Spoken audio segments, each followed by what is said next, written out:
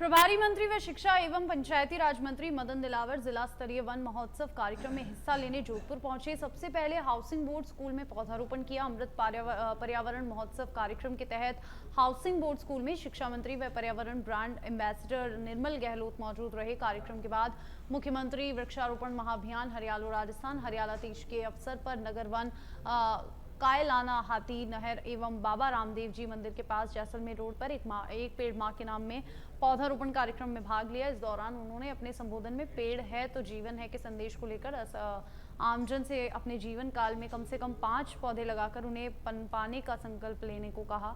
उन्होंने बताया कि विश्व में 15 सबसे गर्म शहर हैं, जिसमें से 7 तो अकेले राजस्थान में ही है। इसलिए अगर हमें भीषण गर्मी से बचना है तो पेड़ लगाकर धरती माँ को हरा बनाना होगा।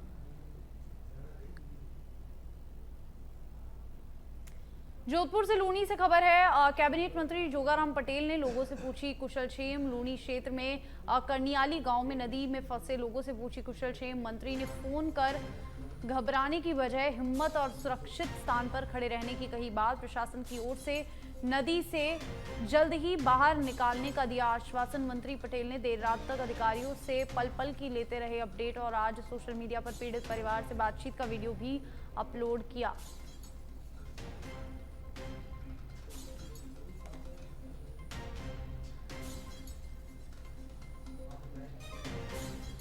मुख्यमंत्री वृक्षारोपण व अमृत पर्यावरण महोत्सव के अंतर्गत सिविल लाइंस में वन महोत्सव का आयोजन किया गया, जिसमें से विधायक गोपाल शर्मा और हेरिटेज मेयर मुनीश गुर्जर व हेरिटेज के आयुक्त अभिषेक सुराणा, अतिरिक्त जिला कलेक्टर मुक्ता राव और भाजपा नेता आलोक पारेख के साथ काफी संख्या में भाजपा के पदाधिकारी और कार्यकर्ता मौजूद रहे।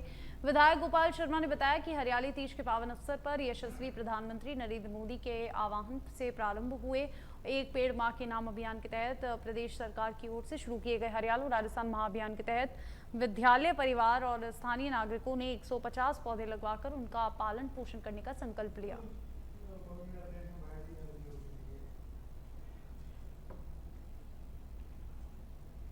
कांग्रेस की ओर से बीजेपी के खिलाफ धरना दिया गया। कांग्रेस शहर अध्यक्ष आर तिवाड़ी, जयपुर देहात अध्यक्ष गोपाल मीणा के नेतृत्व में बीजेपी सरकार की ओर से अघोषित बिजली कटौती, बिजली की दरों में की गई वृद्धि, पानी उपलब्ध करवाने में विफल रहने पर कानून व्यवस्था को लेकर कांग्रेस नेताओं ने बनी पार्क सर्किल पर धरना दिया। विशाल धरने में लगातार हो रही बारिश और जाम की स्थिति के बावजूद सभी कार्यकर्ता बड़ी संख्या में पहुंचे।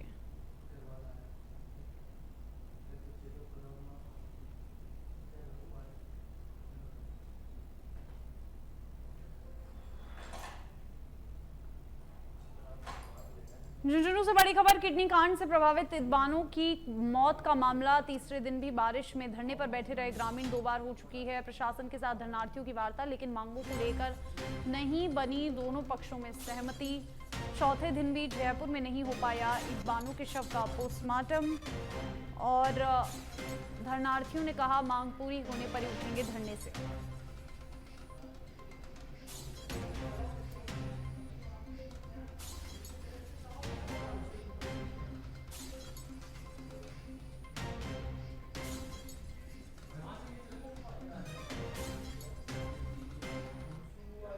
वहीं चित्तौड़गढ़ से खबर है, वृद्धा की हत्या के मामले में आरोपी को आजीवन कारावास, चांदी के कड़े लूटने के लिए काटे थे पहर। 26 जुलाई 2022 को हत्या कर लूट की वारदात को अंजाम दिया था। चित्तौड़गढ़ शहर के चामठी खेड़ा का ये मामला।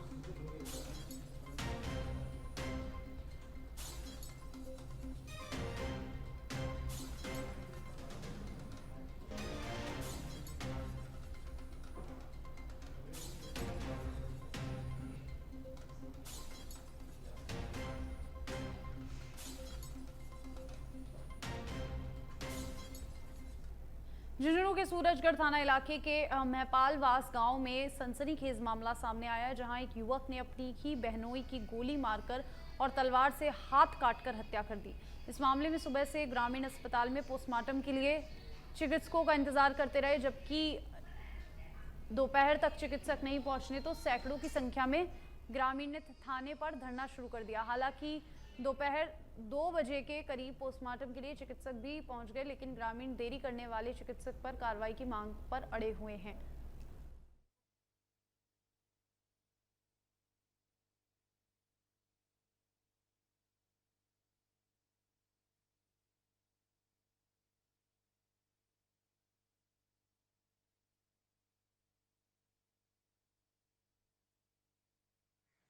रात को 8 बजे हादसा हुआ था।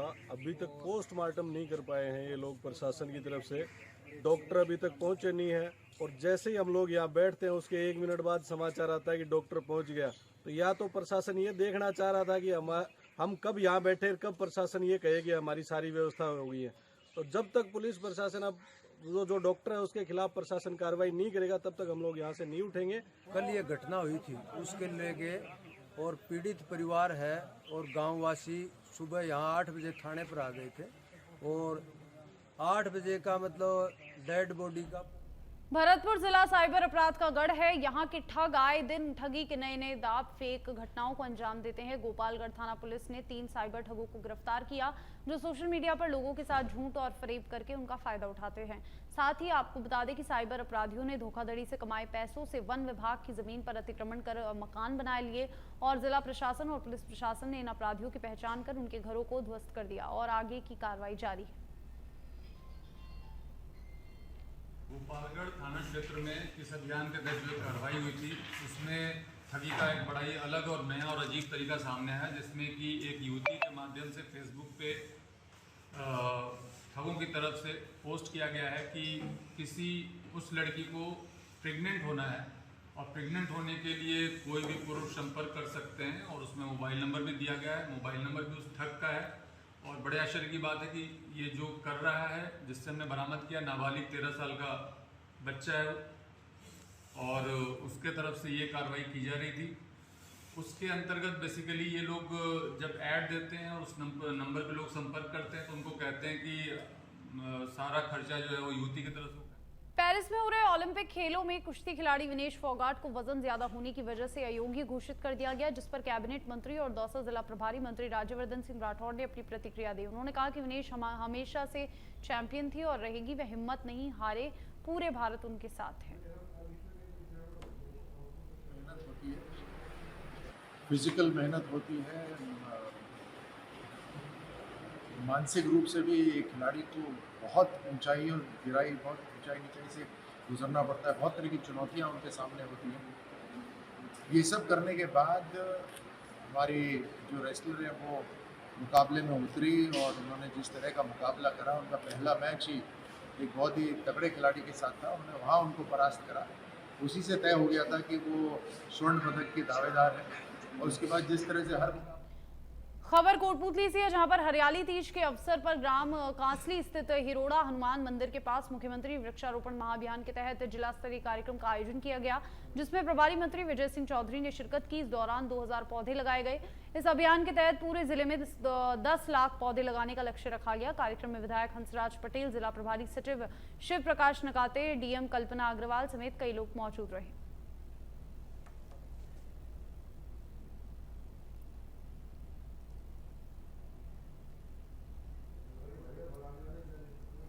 आज पहले तो जो मुख्यमंत्री वृक्षारोपण महाअभियान था और हरियाली तीज भी है, उसके तहत पेड़ लगाने गए थे।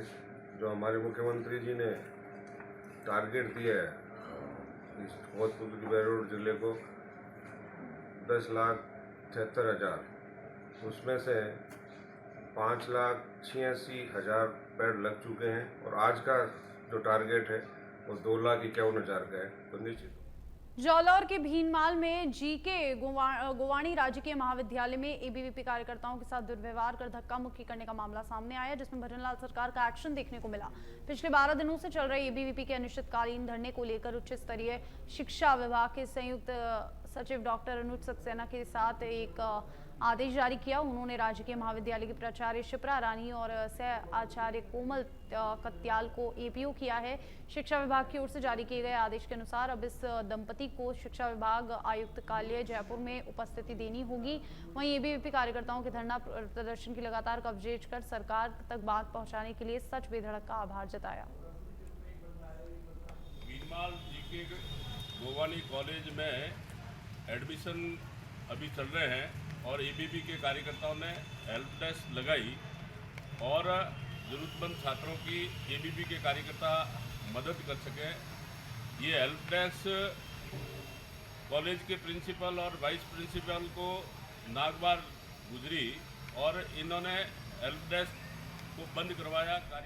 दौसा के महवा अस्पताल में लाखों की लैब मशीनों का उद्घाटन किया गया। ये कार्यक्रम विधायक राजेंद्र प्रधान ने फीता काटकर किया। मशीनों का शुभारंभ करते हुए विधायक राजेंद्र प्रधान ने कहा कि महुआ क्षेत्र के मरीजों को किसी प्रकार की परेशानी नहीं आने दी जाएगी। उन्होंने बताया कि कई ऐसी महंगी जांचें थी जो जयपुर भेजनी पड़ती थी, खासकर लिवर, किडनी और शुगर की बड़ी जांच अब महुआ के जिला अस्पताल में होगी, जिससे मरीजों को आर्थिक और शारीरिक नुकसान नहीं उठाना पड़ेगा। महुआ विधानसभा क्षेत्र की जनता को दो बहुत बड़ी सौगातें मिलने जा रही हैं। एक तो बायोकेमिस्ट्री मशीन, जो बहुत महत्वपूर्ण मशीन है। इसमें क्या है कि एक लीवर की जांच होगी, एक किडनी की जांच होगी, और रक्त से संबंधित जितनी भी ब्लड की जितनी भी जांचें हैं वो इससे जांच होंगी, और एक डायबिटीज़। ये सारी जांचें आज से इससे प्रारंभ हो जाएंगी और करीब 6.5 लाख रुपए की लागत की मशीन है। और दौसा जिले में जिला अस्पताल स्तर पर सर्वप्रथम फुली ऑटोमेटिक ये मशीन होगी। आज हरियाणा और राजस्थान के तहत दौसा के सीकराय में पीडब्ल्यूडी विभाग में पौधारोपण कार्यक्रम आयोजित किया गया, जिसमें विधायक विक्रम बंशीवाल ने पौधारोपण किया। इसके बाद विधायक सीकराय महाविद्यालय में आयोजित कार्यक्रम में शिरकत करने पहुंचे।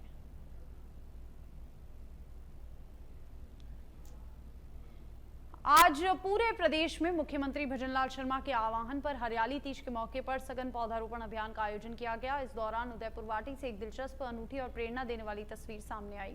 दरअसल उदयपुर वाटी में सुबह झमाझम बारिश के कारण सब कुछ ठहरा हुआ था, लेकिन ईओ वर्षा चौधरी ने पौधारोपण अभियान को रुकने नहीं दिया। उन्होंने खुद फावड़ा लगा के पूरी मजबूती के साथ न केवल आमजन के साथ गड्ढा खोदा, बल्कि बारिश के छाते के साथ पौधारोपण किया। ईओ वर्षा चौधरी को इस तरह पौधारोपण को लेकर जोश देखकर आमजन भी प्रभावित हुए, जिन्होंने बारिश की परवाह किए बगैर पौधारोपण किया।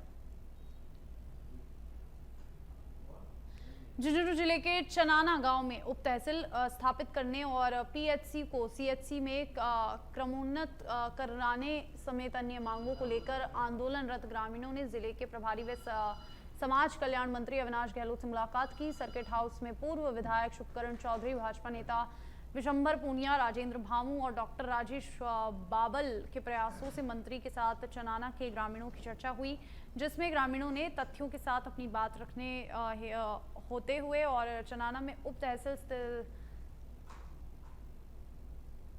और पीएचसी को सीएचसी में क्रमोन्नत करने जैसी मांग रखी। मंत्री अविनाश गहलोत ने सभी मांगों को सुना और कहा कि वे भी इस मामले में मुख्यमंत्री से चनाना गांव की ओर से पैरवी करेंगे और वैसे पूरा मामला मुख्यमंत्री भजनलाल शर्मा के संज्ञान में है। राजस्थान के 12 जिलों में हाल ही में गई एएजी की नियुक्तियों को लेकर विवाद अब गहराता जा रहा है। विधानसभा में इस मामले को लेकर जमकर हंगामा हुआ। वहीं इस मामले में एक रीट याचिका राजस्थान हाईकोर्ट में लगाई गई और याचिकाकर्ता राजस्थान अभियोजन एसोसिएशन के अध्यक्ष प्रतिभा पुरोहित से खास बातचीत की। हमारे संवाददाता लाल सिंह फौजदार ने राजस्थान के 12 जिलों में हाल ही में सरकार की ओर से की गई एजी की नियुक्तियों को लेकर विवाद लगातार गहराता जा रहा है। राजस्थान विधानसभा में इसको लेकर विपक्ष ने जबरदस्त हंगामा किया। इसके बाद भी ये बाहर जारी विवाद अभी भी थमने का नाम नहीं ले रहा है। आखिर ये क्या मामला है, पूरा क्या है विवाद की वजह, इसको लेकर एक रिट याचिका राजस्थान हाईकोर्ट में भी दायर की गई है।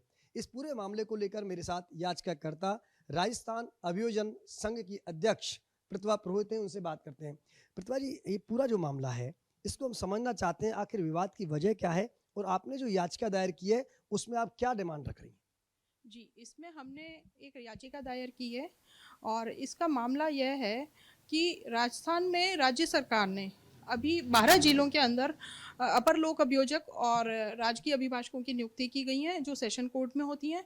लेकिन चूंकि अब नया कानून भारतीय नागरिक सुरक्षा संहिता 2023 1 जुलाई से लागू हो गया है, तो उसके अंदर 18(6) में यह बिल्कुल स्पष्ट कहा गया है कि जहां पर नियमित काडर से रेगुलर काडर वाले अगर अभियोजन अधिकारी नियमित काडर से गठित होने वाले व्यक्ति हैं तो राज्य सरकार उन्हीं में से नियुक्त करेगी लोक अभियोजक, और अदरवाइज वो नहीं कर सकती है ऐसा। और इसको लेकर के हमने ये रिट याचिका दायर की है, जिसके अंदर माननीय न्यायाधीश अनिल उपमन जी की अदालत में हमारी कल सुनवाई हुई है और उन्होंने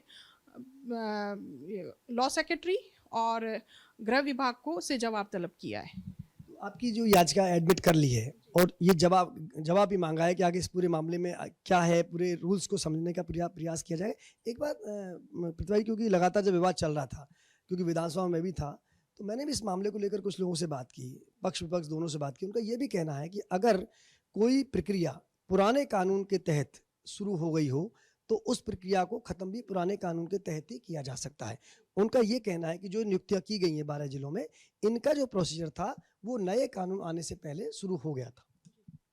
जी, ऐसा है कि यह 1 जुलाई से पहले अगर नियुक्ति की जाती तो फिर 24(3) में की जा सकती थी। क्योंकि नया कानून अब 1 जुलाई से लागू हो गया है तो ये नहीं की जा सकती हैं। और जहाँ तक ये है कि रेगुलर काडर उपलब्ध है और रेगुलर काडर में उपयुक्त व्यक्ति उपलब्ध हैं, तो फिर ये नियुक्तियाँ रेगुलर काडर से ही होनी चाहिए थी। पुराने काडर, ये राजस्थान राज्य सरकार प्राइवेट एडवोकेट्स में से यह नहीं की जानी चाहिए।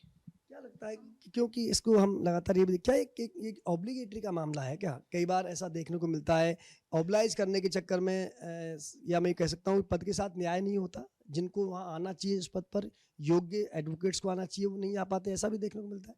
जी बिल्कुल, योग्य एडवोकेट्स नहीं आ पाते हैं। और जहां हमारी अकाउंटेबिलिटी है, जहां हमारे काडर की अकाउंटेबिलिटी है, वहां पर इस तरह के उन लोगों की अकाउंटेबिलिटी कुछ भी नहीं तय की जाती है और यह सिर्फ राज्य सरकार द्वारा ऑब्लाइज किए जाने के कारण की जाती हैं। आगे क्या प्रक्रिया इसमें रहने वाली है? इसमें अब जवाब तलब किया गया है, अब उनकी तरफ से जवाब आएंगे और बाकी हमें न्याय की पूरी उम्मीद है और हमारे साथ न्याय होना चाहिए। ये थी प्रतिभा पुरोहित, जिनका कहना है कि अगर रेगुलर काडर उपलब्ध है और जैसा कि नया कानून इस बात की पुष्टि करता है कि भर्तियां उसी कानून के तहत उन्हीं जो रेगुलर काडर है उनमें से लेनी चाहिए, लेकिन इस पूरे मामले में कहीं ना कहीं नए कानून के नियमों को दरकिनार किया गया है और पुराने कानून के तहत जो नियुक्तियां की गई हैं वो राजनीतिक ऑब्लिगेटरी हैं, यानी कि एक तरह से ऑब्लाइज किया गया है। अब इस मामले में चूंकि कोर्ट में विचाराधीन है, कोर्ट क्या फैसला करता है इसका सभी को इंतजार है। वीडियो जर्नलिस्ट विजय गिरी के साथ लाल सिंह फौजदार, सच बेधड़क, जयपुर।